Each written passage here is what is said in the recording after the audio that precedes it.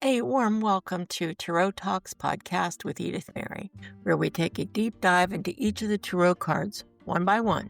We'll go through the nuances of the symbols, the deeper meanings, card combinations, and layouts. I happily share my 13 years of experience reading and teaching tarot.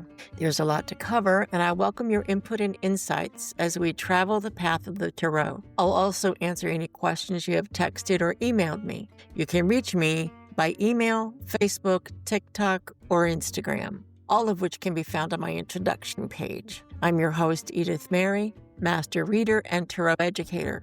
Welcome to another episode of Tarot Talks with Edith Mary. Thank you for joining me today as we go to the Star card. The Star is about inspiration, hope, renewal, balance, being above it all. We have this opportunity to heal, to just simply step back, relax, and enjoy life for a moment. Or take the time to go to the day spa, go get your hair cut, do something that makes you feel good. And gentlemen, you need to go to the day spa too. It's not just the ladies. Again, we have the imagery of water. In some cards, the woman is pouring water out of a jug into a stream or a lake.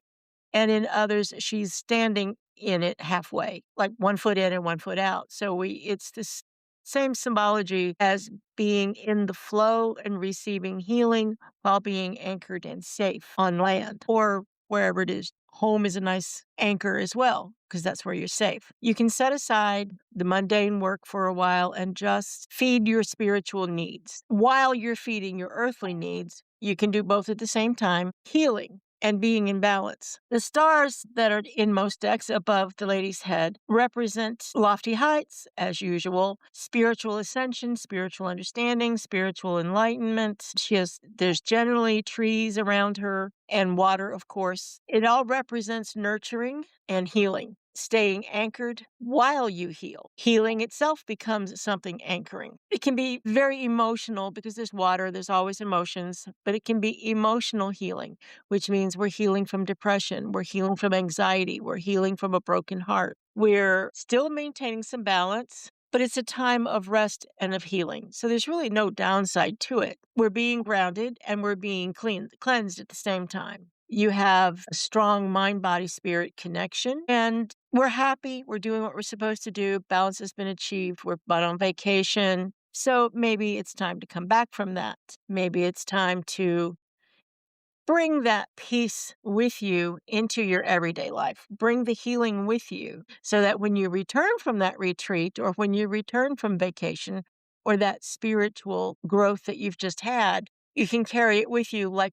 a cloak, that it becomes part of who you are. If the star is in the shadow position, it could represent that we're not feeding ourselves the way we should. We're slightly out of balance, but the possibility to be back in balance is still there.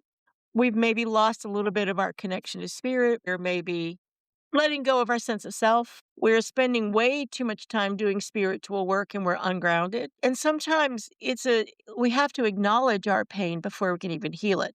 We have to admit we have a headache before we go get a painkiller. We have to admit our feelings were hurt. We have to reconcile to the fact that you can't heal it if you don't feel it, if you don't admit to it, if you don't own up, as it were. In that acknowledgement is also the healing. Yes, I've been hurt. Now I can move forward. I don't have to live in that pain anymore. I can let it go. So that's the downside of the star card. There isn't much of one, but it's just a call to heal yourself. Something's not quite right. And the questions that you need to ask yourself are, why are you not in balance? Why are you choosing this?